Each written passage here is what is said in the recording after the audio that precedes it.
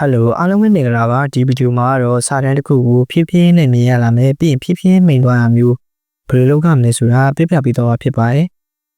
အဲ့ဒါကိုတနည်းအားဖြင့် fake tag လို့လည်းခေါ်ပါတယ်အဲ့လိုလုပ်တယ်ဆိုရင်တော့ကျွန်တော်နှစ်နည်းရှိပါတယ်ပထမတနည်းကတော့ကျွန်တော်ဒီဗီဒီယိုကလစ်လိုက်ပါပြီးရင်တော့ effect control ကိုသွားပါ effect control ရဲ့အောက်ဆုံးမှာ opacity ဆိုတာလေးရှိပါတယ် opacity လေးရဲ့အများလေးကိုနှိပ်လိုက်ပါဒီလေးပေါ်လာပါတယ် opacity ရဲ့ keyframe ကိုကျွန်တော်ကစားရမှာပဲဖြစ်ပါတယ်ပထမဦးဆုံးမှာစာတမ်းကိုကျွန်တော်ပျောက်နေစေခြင်းနဲ့ဖြည်းဖြည်းပွင့်လာရမျိုးလိုချင်တဲ့ဖြစ်တဲ့အတွက်ဒီနားလေးကို keyframe တစ်ခုပေးလိုက်မယ်ပြီးရင် opacity ကို3ညရာခိုင်နှုန်းထားလိုက်မှဖြစ်တဲ့အတွက်စာတမ်းကပျောက်သွားပါပြီပြီးရင်နောက်ထပ်2စက္ကန့်ကျော်လောက်မှာစာတမ်းကိုတဖြည်းဖြည်းမြင်လာချင်တာမျိုးဖြစ်တဲ့အတွက် opacity ကို100ရာခိုင်နှုန်းပြန်ပေးလိုက်ပါမယ်ဒါဆိုရင်ဒီဝိနာကတဖြည်းဖြည်းမြင်လာတဲ့ပုံစံမျိုးလေးဖြစ်သွားတယ်ပေါ့နော်အတန်းလေးကတဖြည်းဖြည်းမြင့်တက်သွားတယ်ပေါ့နော်ပြန်ကြည့်လိုက်မယ်ဆိုရင်ဖြည်းဖြည်းနဲ့ပေါ်လာပါတယ်နောက်ဆုံးကြရင်လည်းတဖြည်းဖြည်းမှိန်သွားတာမျိုးလိုချင်တာဖြစ်တဲ့အတွက်ဒီနားလောက်ထိကိုကျွန်တော် keyframe တစ်ချက်ပေးလိုက်ပါမယ်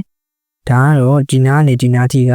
စာတန်းက bullet မြင်နေရပါပါပြီးရင်ဒီနောက်ဆုံးရောက်ရင်တော့စာတန်းကမှိန်သွားတာမျိုးလုံးဝပျောက်ကွယ်သွားတာမျိုးလိုချင်တာဖြစ်တဲ့အတွက် opacity ကို300ရာခိုင်နှုန်းပြန်ပေးလိုက်ပါမယ်ဒါဆိုရင်ဒီနားကနေစပြီးတော့တဖြည်းဖြည်းနဲ့မြင်လာမယ်ဒီနားထိမြင်သွားမယ်ပြန်ပြီးတော့ပျောက်ကွယ်သွားမယ်ပေါ့နော်ဒီနားထိကပြန်ကြည့်လိုက်မယ်ဆိုရင်ဖြည်းဖြည်းနဲ့ပေါ်လာတယ်ညလာရောက်ရင်တဖြည်းဖြည်းနဲ့မိန်သွားတာမျိုးဖြစ်ပါတယ်တဖြည်းဖြည်းပွင့်လာတာကိုကြားကျင်လဲဆိုရင်ဒီ keyframe ကိုပြီးပြီးတော့ဒီလိုဘေးကိုရွှေ့လို့ရပါတယ်ဒီမျိုးရွှေ့မယ်ဆိုရင်တဖြည်းဖြည်းမြင်ရလာတာကကြာသွားမှာပဲဖြစ်ပါတယ်ပြီးရင်တဖြည်းဖြည်းမိန်သွားတာလည်းဒီနေ့လောက်ရောက်တာနဲ့အလုံးစားလောက်လာမှာပဲဖြစ်ပါတယ်ဝေနောက်တနည်းကကြတော့ကျွန်တော် keyframe ကိုဖြုတ်လိုက်ပါမယ်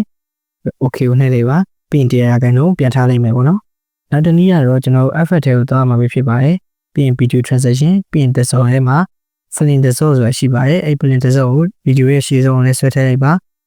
ပြီးရင်နောက်ဆုံးလည်းဆွဲထည့်လိုက်ပါဒါဆိုရင်ကျွန်တော်ကြည့်မယ်ဆိုရင်စာတမ်းတဖြည်းဖြည်းမြင်လာမယ်ပြီးခင်လေးကြရင်ဖြည်းဖြည်းမိန်သွားတယ်ပေါ့နော်တဖြည်းဖြည်းနဲ့မြင်ရတာကိုပို့ပြီးတော့ကြားကျင်နေဆိုရင်တော့ effect လေးပေးနေမှာမောင်လေးကိုထောက်လိုက်မယ်ဆိုရင်4000ဝေးတန်လေးပေါ်လာရဲပေါ့နော်ကျင်ညာရဲ့မောင်လေးကိုဖိပြီးတော့ရုပ်လိုချင်တဲ့အနေထားလောက်တွေကိုဆွဲဆန်းလိုက်ပါနောက်ဆုံးလည်းအတိုင်းပဲသုံးလိုချင်တဲ့အနေထားလောက်တွေကိုဆွဲဆန်းလိုက်ပါပြန်ကြည့်လိုက်မယ်ဆိုရင်